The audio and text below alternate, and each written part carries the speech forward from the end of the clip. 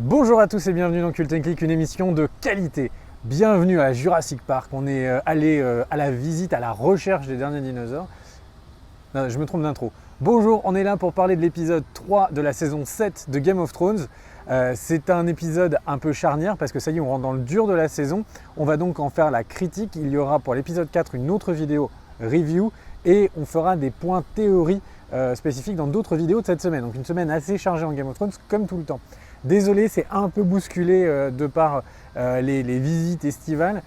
Kerr par contre sera bien sur le plateau classique, ne vous inquiétez pas, il n'y a aucun problème, il n'y a que moi qui ai dû bouger pour une rencontre abonnée dans les Caraïbes. On en est où? On en est à l'introduction. Comment ça va mon cher Kerr? Ça va, merci à toi. Et alors, quel est ton avis sur cet épisode? Eh ben merci Kerr. Alors ce que j'ai pensé de l'épisode, c'est que c'est un épisode qui est vraiment en... Il y a du bon et du moins bon. Alors, la première partie de l'épisode, j'ai trouvé un petit peu lente. La deuxième avance très vite. Il y a plein de choses. Il y a des trucs que l'épisode réussit beaucoup. L'épisode réussit extrêmement bien la sortie d'Elena Tyrell, la reine des épines. C'est très très réussi. Son dialogue avec Jamie, je trouve, fonctionne très bien. Il y a les guerres sont plutôt bien menées. On a des retournements de situation, je ne m'y attendais pas. Ça, c'est plutôt agréable. Par contre, la série loupe complètement la rencontre de Jon et Daenerys. Alors certes, il n'y a que nous, il n'y a que Internet qui s'était enflammé. Mais là, c'est le petit manager du KFC du Nord. Elle, c'est une des prétendantes au trône. Ils se rencontrent, ça pourrait être n'importe qui d'autre, c'est pas grave. Il n'y a pas vraiment d'enjeu au fait que ce soit Jon, le roi du Nord, et Daenerys, la reine de plusieurs cités des os. Donc globalement, c'est un truc qui est un peu décevant. Parce que là, on a un truc qui était vraiment à un climax attendu, etc. Ils ont fait beaucoup de previews autour de ça. Et là, ça fait pch. Donc ça, c'est un petit peu dommage. Alors oui, certes, bon, je ne rentre pas dans la critique, c'est juste pour donner l'avis global. On verra ça après. Et puis l'épisode surtout fait des révélations qui tombent complètement de nulle part.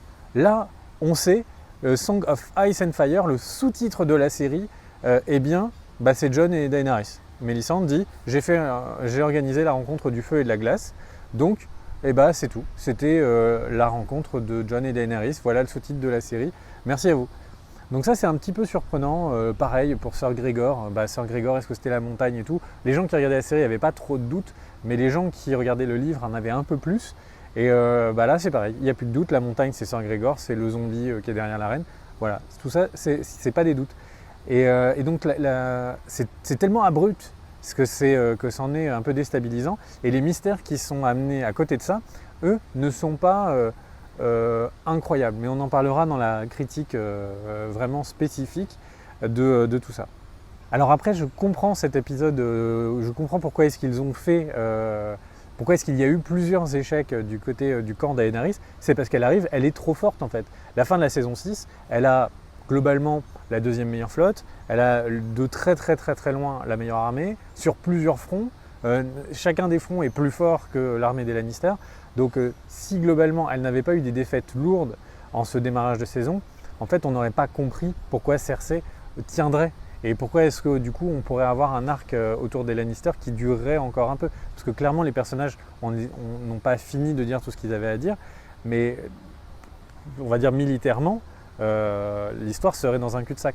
Donc je comprends pourquoi est-ce qu'effectivement ils ont mis autant d'échecs du côté d'Aenerys. Maintenant, c'est vrai qu'on a hâte de voir quelles vont être ses victoires. Et toi, t'en as pensé quoi, mon cher Kerr? De mon côté, figure-toi que c'est à mes yeux un des meilleurs épisodes de la série, tout simplement. Alors, pas le meilleur, mais un des meilleurs, et un cran au-dessus des deux autres de cette saison 7. Pourquoi? Pas pour des raisons qui sont finalement les plus évidentes.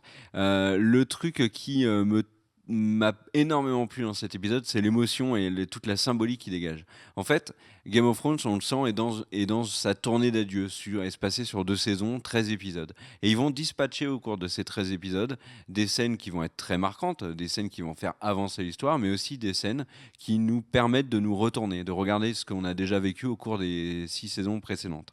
Et il y a plein de symboles, il y a plein d'émotions qui se dégagent, notamment dans cet épisode. Le premier élément, c'est Sam avec Jorah, le fait que finalement Sam est reconnu à sa juste valeur, que ce soit par le maître ou par Jorah, bien évidemment.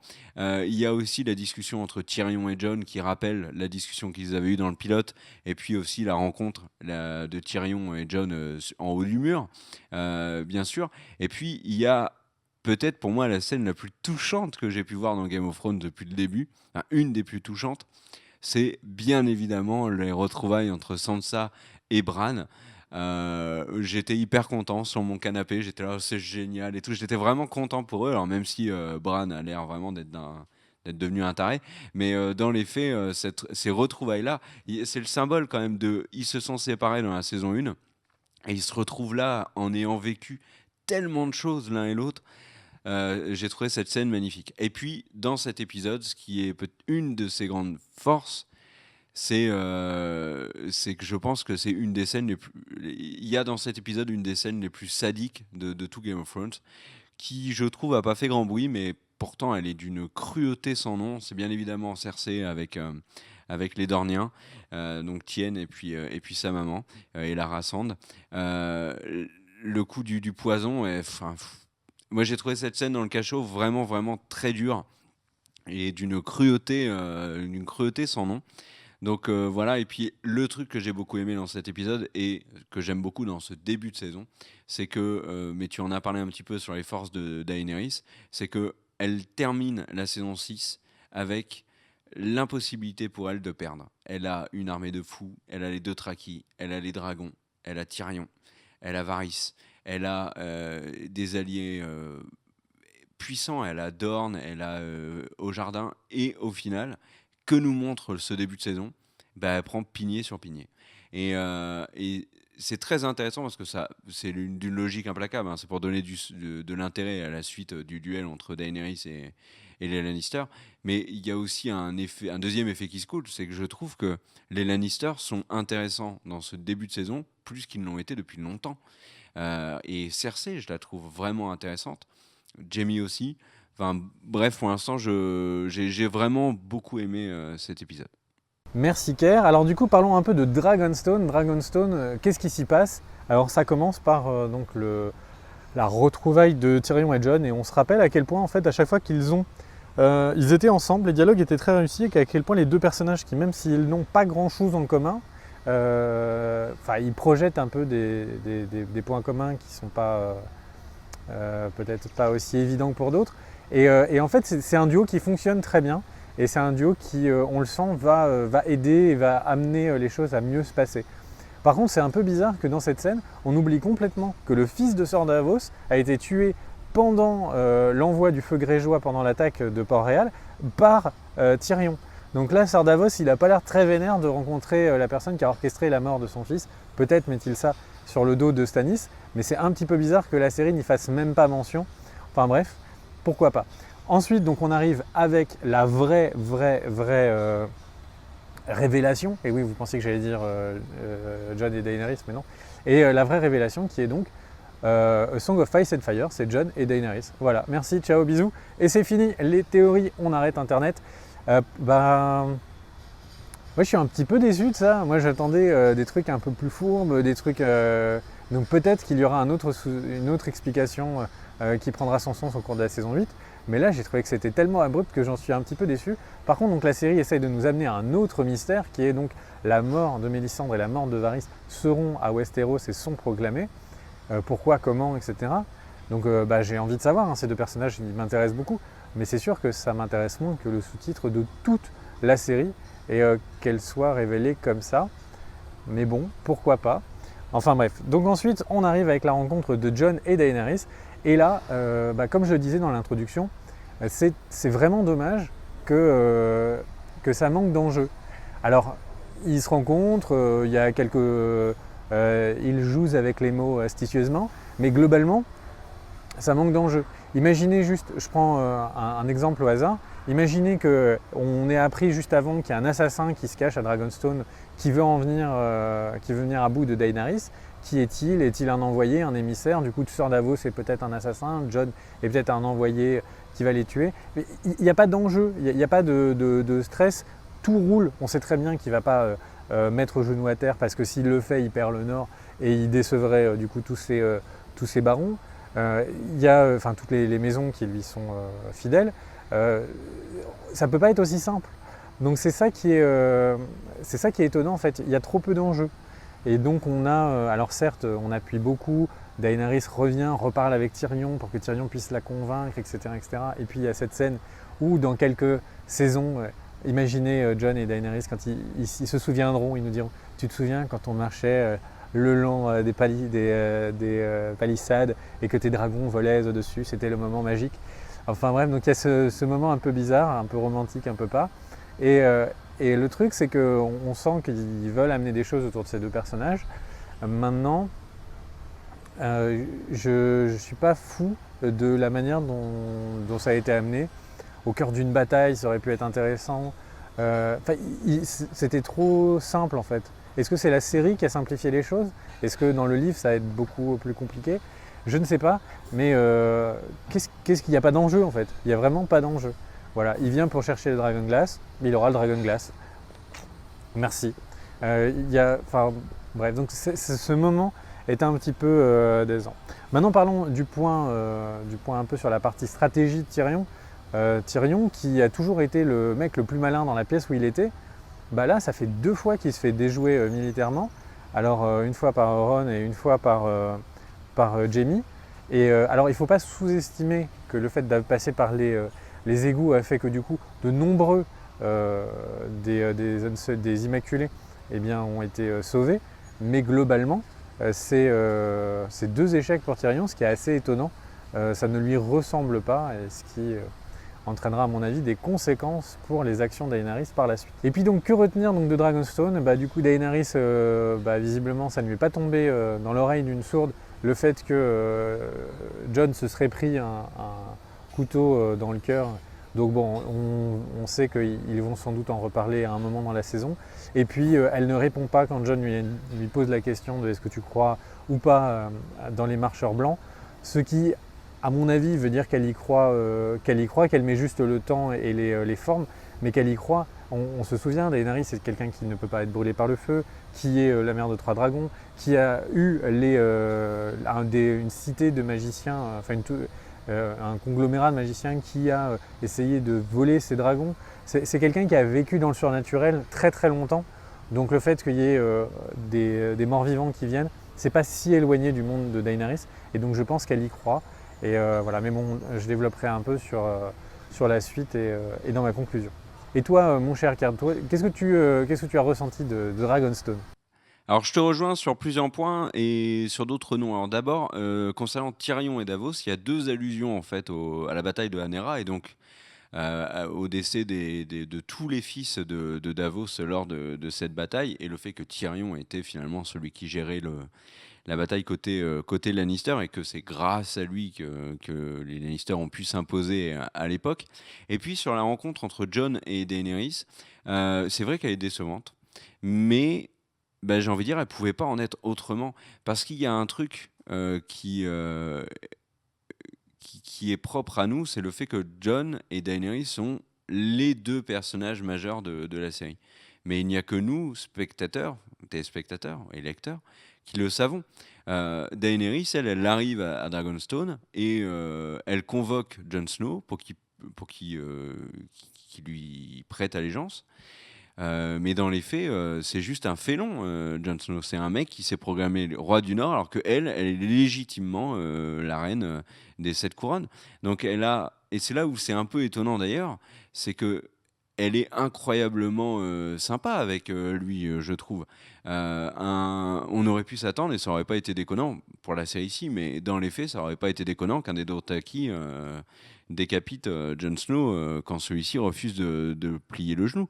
Donc cette discussion de tension entre Jon et Daenerys, elle est complètement légitime. Et il y a quelque chose dans l'attitude de Jon Snow qui me perturbe, c'est d'ailleurs, Tyrion le dit à un moment donné dans la scène, ça te prendra pas de temps de plier le genou. Et pourquoi est-ce qu'il ne le fait pas, Jon? Il s'en fout de Port-Réal, il s'en fout des 7 couronnes. Lui, la seule chose qui l'intéresse, c'est de protéger les populations du Nord, et donc, par ricochet, celles du Sud et du Centre, et de l'Ouest et de l'Est, voilà, de la menace des marchands blancs. Qu'il ait plié le genou devant Daenerys, et que celle-ci, du coup, lui apporte son soutien. Bah, c'était beaucoup. En fait, en refusant de plier le genou, il s'est complètement compliqué la tâche, l'ami John. Donc, une rencontre un petit peu décevante, mais je pense qu'on n'aurait pas pu s'attendre à mieux dans le contexte où ils ont voulu nous les faire rencontrer. Et j'avoue que Daenerys, bah, alors que tous les personnages se développent globalement plutôt bien, notamment du côté des Lannister ou du côté de Winterfell, etc. Je trouve que Daenerys, ça marche moins bien. Et là, si aujourd'hui on devait me demander de choisir un étendard, franchement, j'hésiterais. J'irais bien du côté des Lannister. Mais bon, faut pas déconner non plus. Pour Tyrion, ben c'est étonnant en effet. Et j'ai quelques idées qu'on développera dans une vidéo.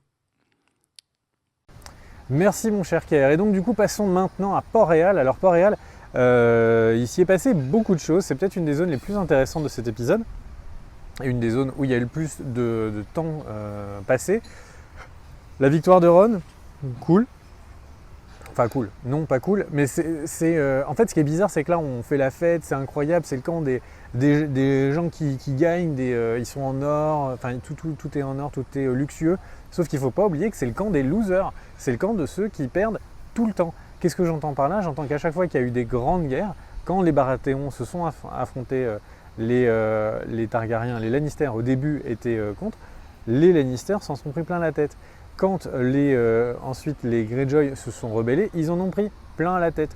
Ce sont des clans, quand les Lannister ont affronté Robb Stark, c'est la fourberie qui les a fait gagner. C'est Robb qui gagnait militairement. Donc on a des clans qui sont des clans relativement perdants, mais qui ont l'impression de toujours être en pouvoir, en tout cas à Port-Réal. Et du coup, je trouve ça marrant parce que j'ai vraiment l'impression que l'histoire va se répéter et qu'au final, certes, ils auront le trône pendant quelques temps, mais peut-être pas pour si longtemps qu'on le croit. Le truc, c'est que pour revenir maintenant sur les scènes à scène, quand Cersei parle à Euron, elle lui dit tu auras ce que tu veux après la guerre. Je ne comprends pas comment un personnage aussi impulsif qu'Euron va accepter d'attendre comme ça des épisodes et des épisodes et des épisodes avant d'être roi. Je pense que cette situation ne peut pas tenir et qu'elle ne tiendra pas et qu'on la verra évoluer au cours de la saison. Il ne faut pas oublier que maintenant que Daenerys n'a plus vraiment de flotte, après donc le combat contre les Immaculés, elle a reperdu une partie de sa flotte. Globalement, un échec militaire naval et c'est fini. On n'a plus besoin d'Euron, on n'a besoin que d'armées sur le sol. Et donc je pense que cette question de timing, Cersei doit l'avoir en tête et que Euron, on ne va pas le voir très très longtemps dans la saison, en tout cas dans la série. Et puis en plus, il commence trop il casse les couilles quand même. Il casse les pieds à Jaime en permanence et Jaime est trop important dans la série pour que ce soit lui qui disparaisse. Donc si l'un des deux doit y passer, je vois bien Euron mourir d'une épée de sœur Jaime Lannister. En tout cas, il y a après cette scène hyper poignante, donc de la mort d'une des aspics. En fait, ce qui est marrant dans Game of Thrones, c'est qu'on est toujours attaché au point de vue de la personne qu'on suit. Et ça, c'est toujours une très grande réussite. On a toujours bien le point de vue de l'autre. Et donc là, Cersei qui est le monstre, potentiellement la Mad Queen, là, à un moment, on se dit, non, elle a raison. Ils ont tué sa fille, elle a raison, elle va se venger, etc. Sauf que la situation, c'est elle qui l'a créée en fait. C'est elle qui a créé le conflit avec Tyrion, qui a amené au procès, qui a amené à la mort d'Oberyn, qui a amené à la vengeance, etc. Cersei est dans un élan où elle ne met que tout à feu et à sang. Comme dit les Tyrell, c'est une maladie. Et donc du coup, elle ne fait que perpétuer ce cercle de vengeance. Donc Et ça, on l'oublie complètement dans la scène, et la scène fonctionne extrêmement bien. Et en tout cas, vraiment, je trouve que c'est une des scènes les plus réussies de cette saison, de très loin. Comme j'en parlais avec ce soulèvement du peuple, en fait, j'ai un peu l'impression que peut-être qu'au fait, Daenerys va aller dans le nord pour aller sauver Jon et combattre les marcheurs blancs. Et du coup, on se retrouverait avec cette partie un peu bizarre, donc ce pays coupé en deux, avec du coup ceux qui combattent les marchands blancs, et après le monde de Cersei, Euron et Jaime. Et j'ai un peu l'impression que tout est en place pour une autodestruction.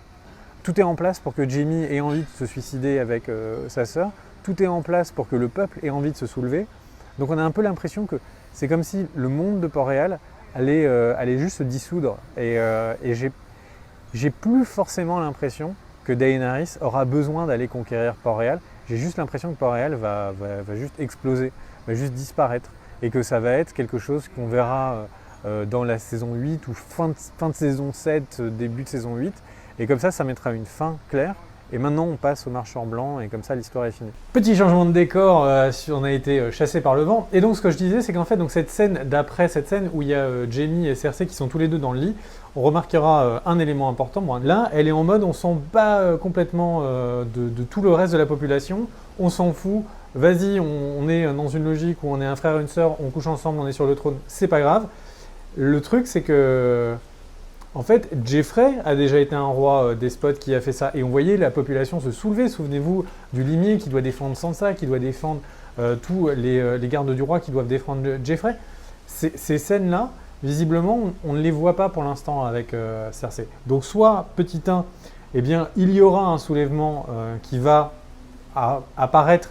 Et là, c'est les petits indices que les auteurs disséminent le long de l'histoire pour nous faire comprendre qu'il y aura un soulèvement. Ou alors, on est en train de préparer le fait que Cersei sera vraiment la Mad Queen, qu'elle va mater totalement la population et qu'elle va du coup potentiellement les cramer, les brûler ou que sais-je. Petit mot quand même sur les banques, sur la relation entre Cersei et donc le banquier représenté par le frère de Mycroft dans Sherlock, donc des banques de Braavos. On voit notamment que les banques, attention, ne vous attendez pas à ce qu'elles soient all-in, qui prennent souvent l'image des casinos, et qu'elle mise tout sur Cersei, parce que souvenez-vous, elle permettait en fait aux Lannister de continuer à avoir des dettes, et au même moment, elle soutenait financièrement Stannis pour qu'il puisse engager des grandes armées de mercenaires. Donc là, je ne pense pas qu'il faut s'attendre vraiment à un gage des banques en total vers les Lannister. J'ai l'impression que ça, c'est vraiment une alliance qui peut être très très fluctuante, et sur laquelle il ne faut pas attendre beaucoup. Alors de mon côté, j'ai une vision un peu différente de la tienne sur Port-Réal. D'abord, je ne pense pas du tout que les Lannister sont des losers. Tu faisais référence au roi fou, mais dans les faits, Tywin était du côté de Baratheon et des Stark, et il a quand même tellement bien joué le coup qu'il a réussi à placer sa fille comme reine d'un Baratheon.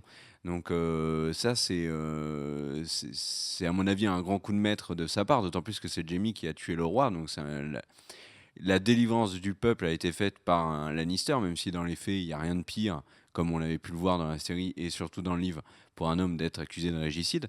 Mais après, les Lannister, moi, je trouve qu'ils ont toujours réussi à tirer leur épingle du jeu. Et dans les faits, ben, le trône, il est à eux et pour l'instant, il est solidement à eux. Donc, moi, je suis moins dur que toi vis-à-vis des Lannister.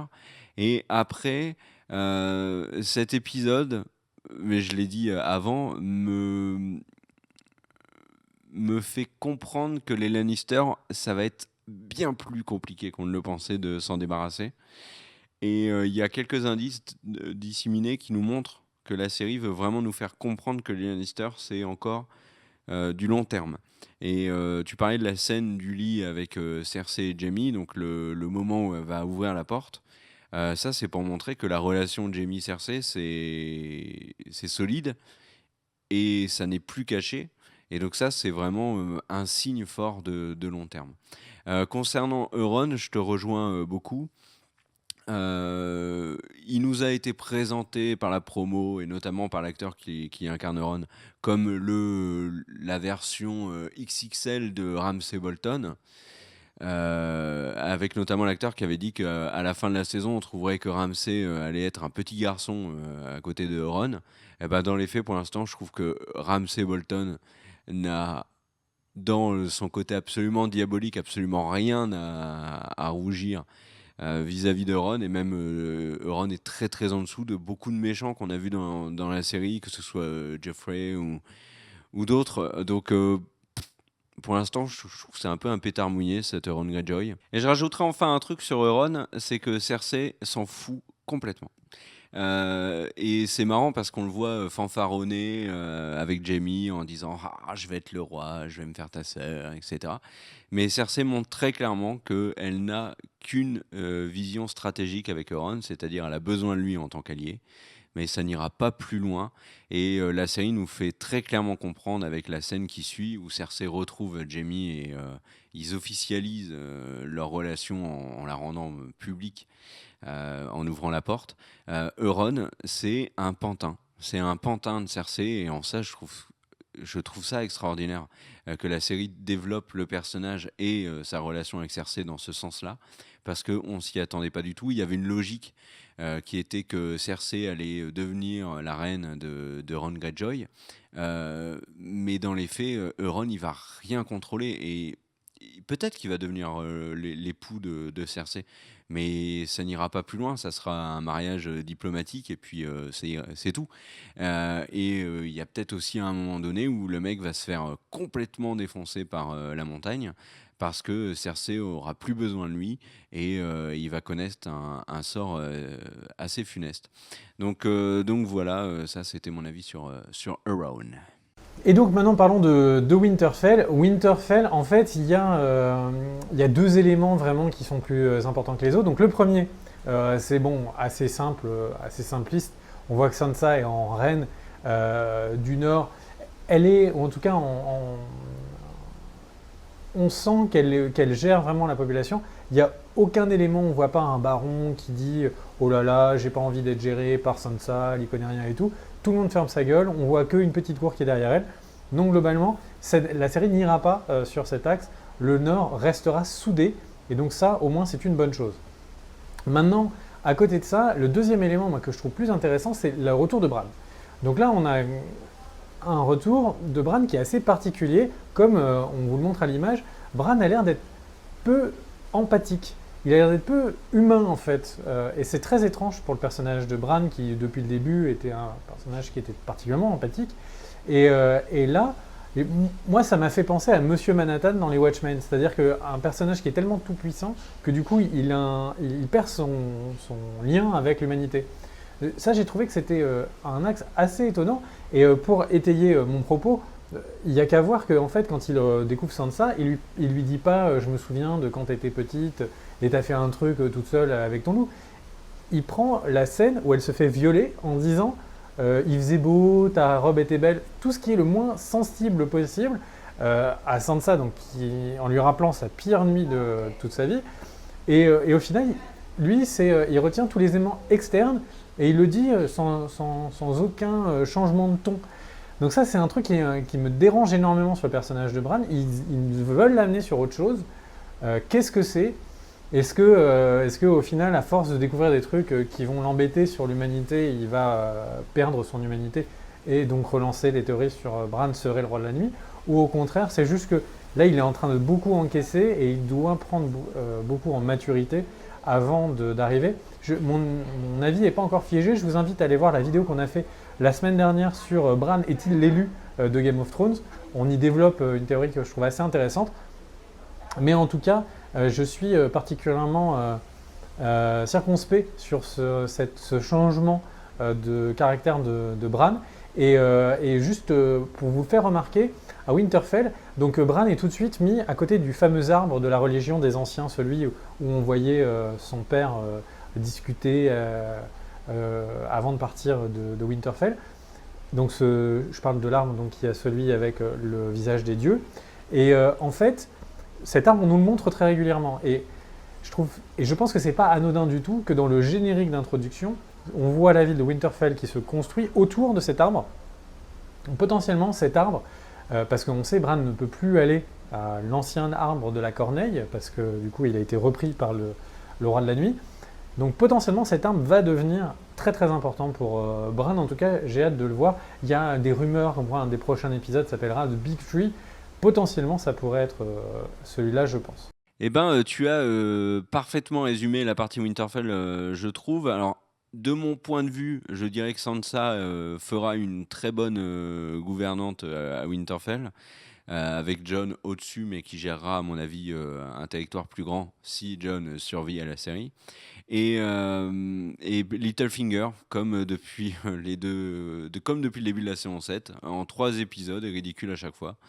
Il a ces petites scènes où il essaye de placer des coups de stratégie, et puis au final, il se fait bâcher assez vulgairement. J'en avais déjà parlé dans la partie avis. La rencontre Sansa-Bran, ça fait partie vraiment du top de l'émotion dans GOT. Et ça, j'ai trouvé ça génial. Après, il y a vraiment la discussion devant l'arbre des dieux anciens.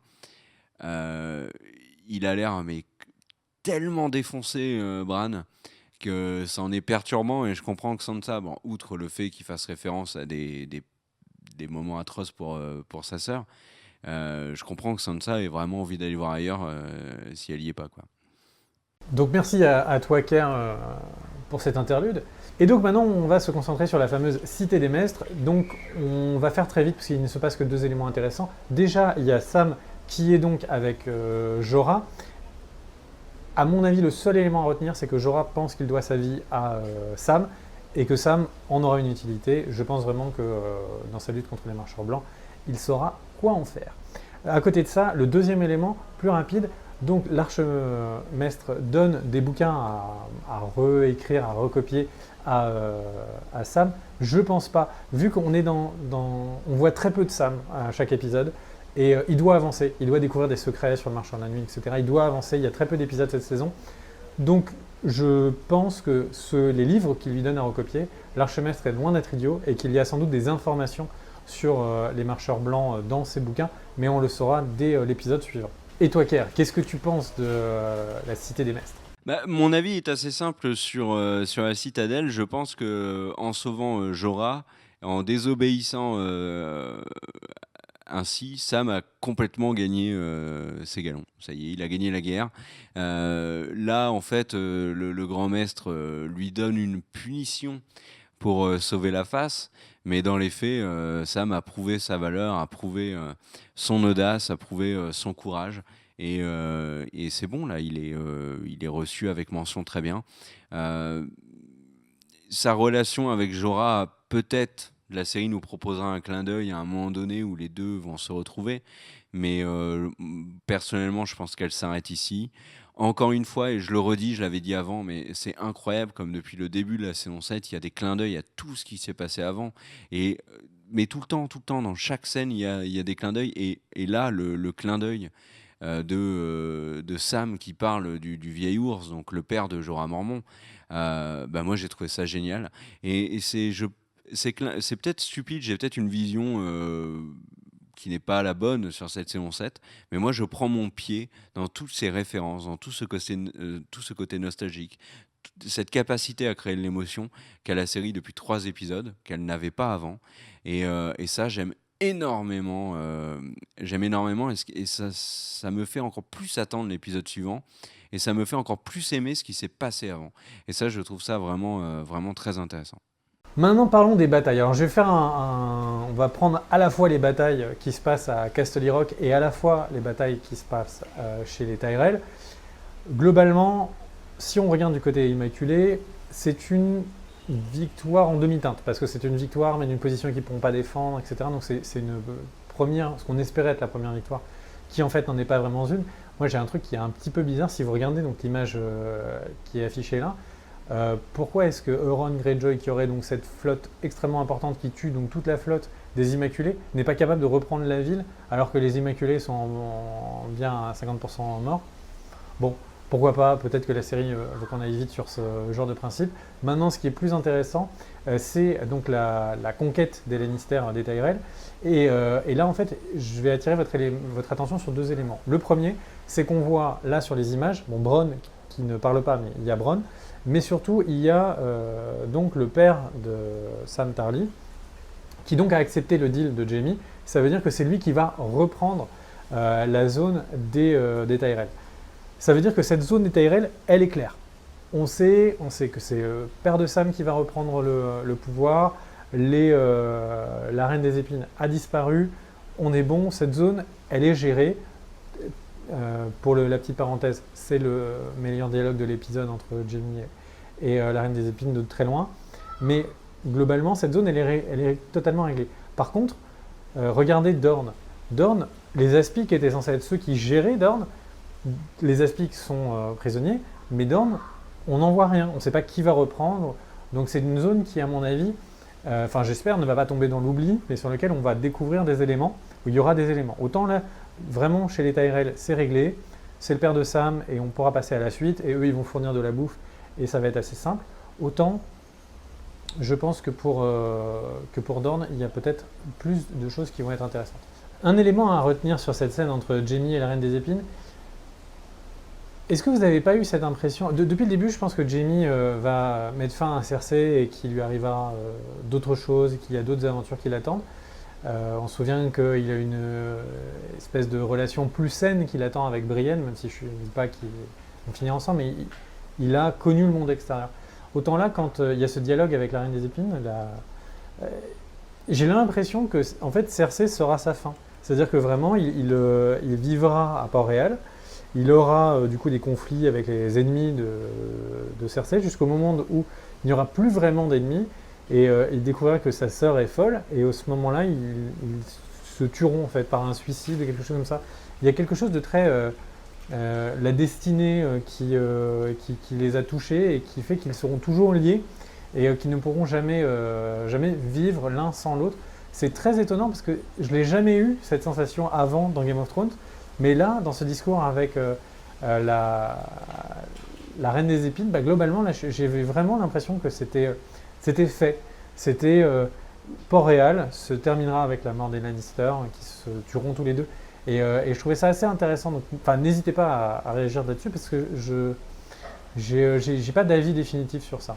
Mais concernant toutes les différentes batailles qu'on peut voir dans la série, notamment sur Castle Rock, alors déjà ce qui est intéressant, c'est que c'est la première fois qu'on le voyait dans la série et j'ai trouvé la scène très réussie avec beaucoup de références au Seigneur des Anneaux, la faille qui fait penser au gouffre de Helm, la montée sur les remparts qui font également penser à la charge des Uruk-hai sur le fort de Théoden.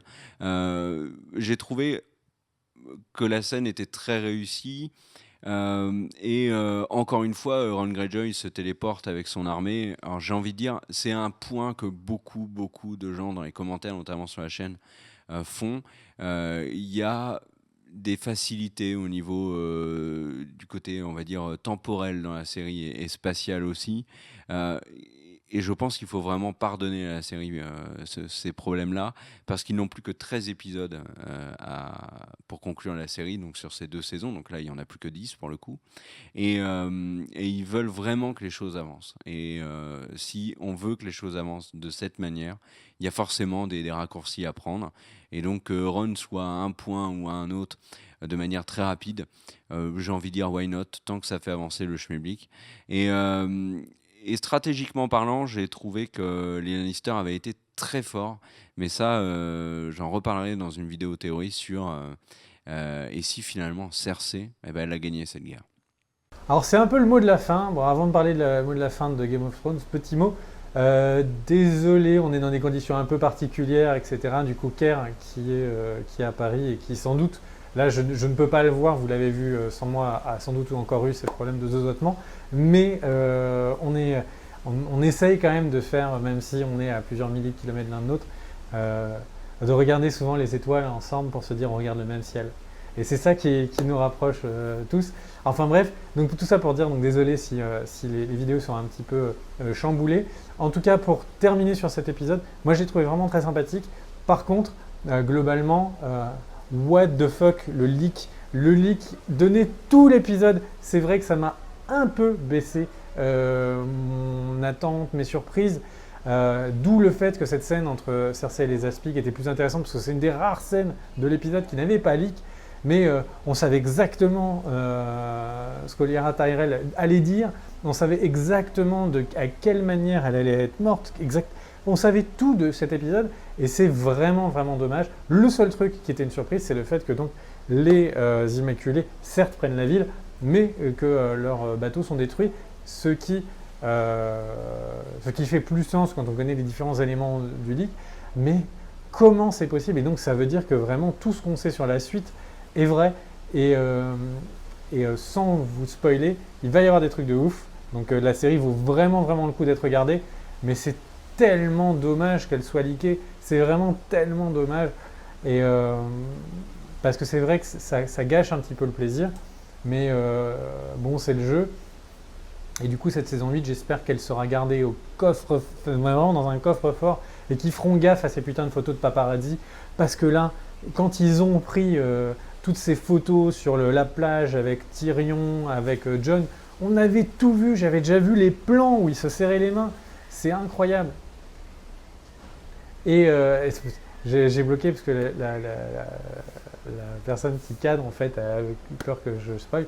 Et donc, en fait, on avait déjà eu toutes les photos de tout. Et c'est tellement, tellement, tellement triste. On avait même la réunion entre Jon et Daenerys.